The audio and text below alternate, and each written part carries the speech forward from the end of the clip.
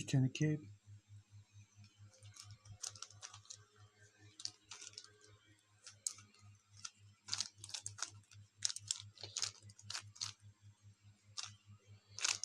When I look away sometimes like that, yeah.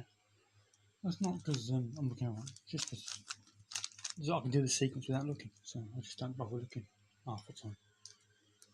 Like that, I don't have to look.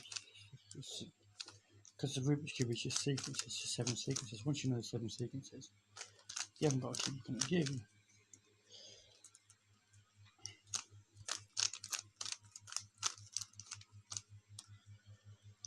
So like now, I'm not looking at the cube, I'm looking at the phone.